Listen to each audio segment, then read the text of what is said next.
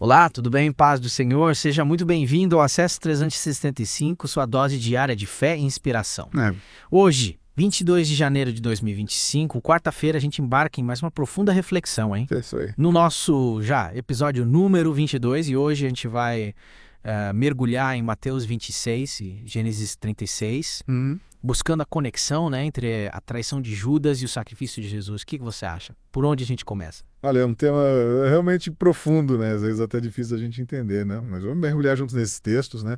E ver o que a gente pode aprender sobre a natureza humana, né? A fidelidade de Deus e o significado do sacrifício de Jesus.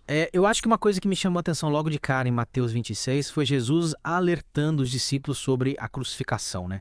Que impacto você acha que essa notícia teve sobre eles? Eles realmente entenderam o que estava para acontecer? É uma pergunta interessante. Me parece que os discípulos ainda estavam presos, né? A uma expectativa terrena do Messias, um líder político que libertaria Israel do domínio romano. Então, essa ideia de um Messias sofredor que se entregaria à morte era algo muito difícil de assimilar. Faz sentido. E essa dificuldade de compreensão, essa resistência em aceitar a vontade de Deus, né, me parece que é algo que a gente vê também na história de Esaú em Gênesis 36, você não acha? Com certeza. Esaú, por um trato de lentilhas, ele abriu mão da sua primogenitura, da bênção que Deus tinha reservado para ele. Fez uma escolha impulsiva, né? Valorizando o prazer imediato em detrimento da promessa divina. E essa atitude de Esaú, de certa forma, ecoa a atitude de Judas, né, que traiu Jesus por 30 moedas de prata. Os dois trocaram algo de valor eterno por uma gratificação momentânea. Exatamente. E essa comparação nos leva a refletir sobre as moedas de prata, né, que nos tentam hoje em dia, o que nos leva a comprometer a nossa fé. Quais são as nossas lentilhas, as nossas 30 moedas de prata? Essa é uma pergunta que cada um de nós precisa se fazer, né? O que realmente a gente valoriza? O que a gente está disposto a sacrificar para aquilo que a gente acredita? E voltando a Mateus 26, a gente vê que mesmo diante da traição iminente, né, Jesus celebra Páscoa com seus discípulos. Você tem acesso a essa riqueza de detalhes, né, mostrando como Jesus valorizava a comunhão e o cumprimento das promessas de Deus, mesmo em meio à adversidade. Verdade. E essa Páscoa, como a gente sabe, era muito mais que uma simples celebração, né? Ela apontava para a libertação do povo de Israel do Egito, para a passagem da escravidão para a liberdade. E essa libertação, essa passagem só foi possível, né, graças ao sangue do Cordeiro Pascal aspergido nos umbrais das portas.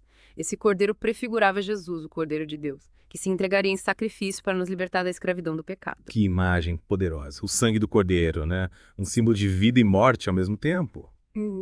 Vida para aqueles que estavam sob a proteção do sangue e morte para o Cordeiro sacrificado. E essa imagem nos leva a refletir sobre a profundidade do sacrifício de Jesus, né?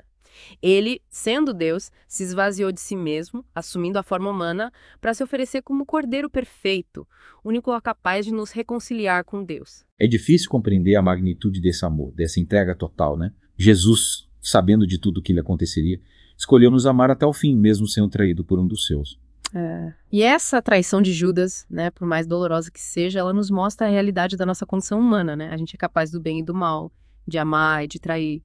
Mas a graça de Deus, ela se manifesta justamente na nossa fraqueza, no nosso pecado. É como se a traição de Judas servisse para realçar ainda mais a grandeza do amor de Jesus, né? Que nos amou, mesmo sabendo que a gente era capaz de lhe negar, de lhe abandonar. Exatamente. E essa certeza do amor de Deus que nos alcança mesmo no nosso estado de pecado, né? É o que nos motiva a buscar a comunhão com Ele, a nos arrependermos dos nossos erros e a vivermos uma vida transformada pela sua graça. E essa busca, né, pela comunhão com Deus, ela se manifesta de várias formas. Em Mateus 26, a gente vê a história da mulher que unge Jesus com um perfume de alto valor. Você lembra dessa passagem? Sim, eu lembro. Me chama atenção a reação dos discípulos, né? Que criticaram o desperdício. Mas Jesus os repreendeu, dizendo que ela tinha feito uma boa obra para ele. É verdade. Eles estavam preocupados com o valor material do perfume, enquanto Jesus viu o gesto de amor, né, e devoção por trás da ação. É como se ela estivesse reconhecendo a divindade de Jesus ali, né? Preparando para o sepultamento, mesmo sem saber exatamente o que estava por vir. Exato. E esse contraste entre a atitude da mulher e a traição de Judas é marcante, né? Enquanto ela demonstrava um amor extravagante, Judas negociava a entrega de Jesus por 30 moedas de prata. E essa atitude de Judas, buscando recompensa material pela entrega do seu mestre, né, nos leva a pensar nas nossas próprias motivações, né? O que a gente busca na nossa relação com Deus? É uma pergunta importante. A gente busca uma recompensa terrena, reconhecimento, status. Ou a gente busca um relacionamento genuíno com Deus, baseado no amor e na entrega. E essa entrega, essa disposição em renunciar aos nossos próprios desejos para seguir a vontade de Deus, né? É algo que a gente vê de forma muito intensa na oração de Jesus no Getsemane. Com certeza. Em Mateus 26, a gente vê Jesus angustiado, né? Pedindo ao Pai que, se possível, livrasse daquele cálice de sofrimento.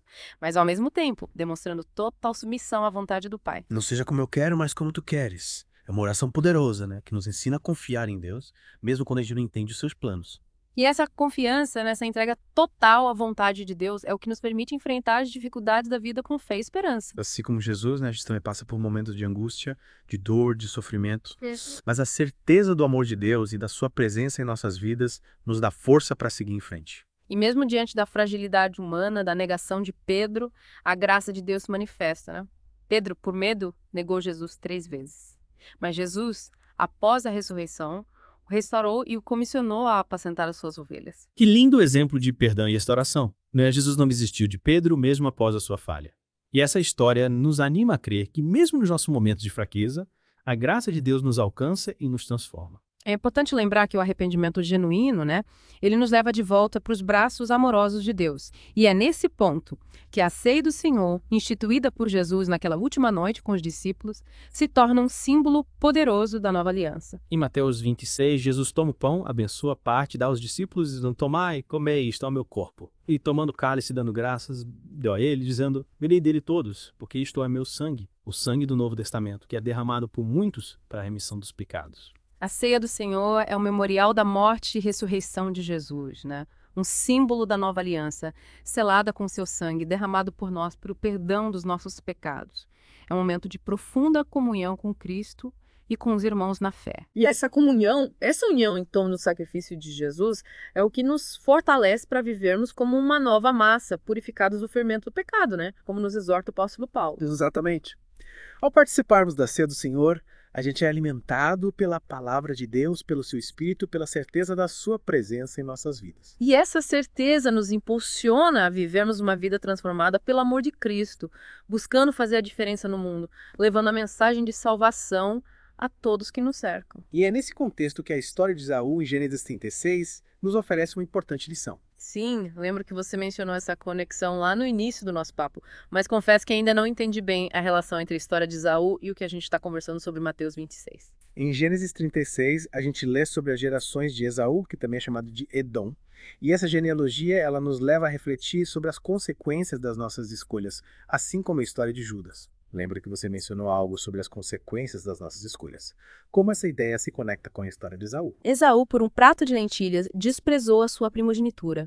Abriu mão da bênção que Deus tinha reservado para ele. E essa escolha teve consequências para ele e para os seus descendentes. Interessante.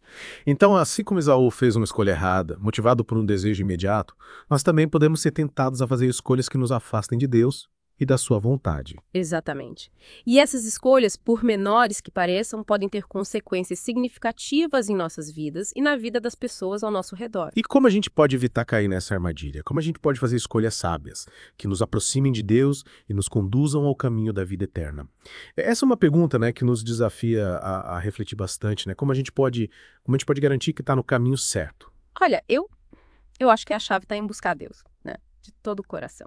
Em ter um relacionamento íntimo com Ele, né? Baseado na oração, na leitura da palavra e na comunhão com os irmãos na fé. E você tem acesso a essa sabedoria, né? A essa busca constante pela presença de Deus, né? É como se a gente estivesse sintonizando a nossa frequência, né, com a dele, permitindo que nos guie, né? Nos direcione. Exatamente. E essa sintonia, né? Ela nos permite discernir a vontade de Deus, né? E a gente se afasta das tentações e a gente consegue ter essa capacidade de fazer escolhas que glorifiquem o nome dele. E falando em glorificar o nome de Deus, eu lembrei aqui de uma passagem em Gênesis 36 que menciona que reis, né, reinaram na terra de Edom antes que reinasse rei algum sobre os filhos de Israel. Verdade. Essa passagem ela nos faz pensar sobre quem está reinando, né, nos nossos corações. Será que a gente está deixando Deus reinar na nossa vida? Ou será que a gente está colocando outros reis no lugar dele, como dinheiro, sucesso, prazer, aprovação dos outros? É como se esses desejos, né, essas ambições se tornassem ídolos nos nossos corações, né? E aí a gente acaba se afastando do verdadeiro rei, que é Deus. E quando a gente permite que esses reis, né, governem a nossa vida, a gente colhe as consequências, né? Assim como Esaú colheu as consequências da escolha dele. Mas assim como na história de Pedro, sempre há esperança, né? De arrependimento e de restauração. Com certeza. Deus é rico em misericórdia, né? E tá sempre pronto a nos perdoar quando a gente se arrepende sinceramente dos nossos pecados e volta pra Ele. E essa volta pra Deus, essa busca por um relacionamento genuíno com Ele, né? Isso nos leva à verdadeira liberdade, né? A verdadeira felicidade.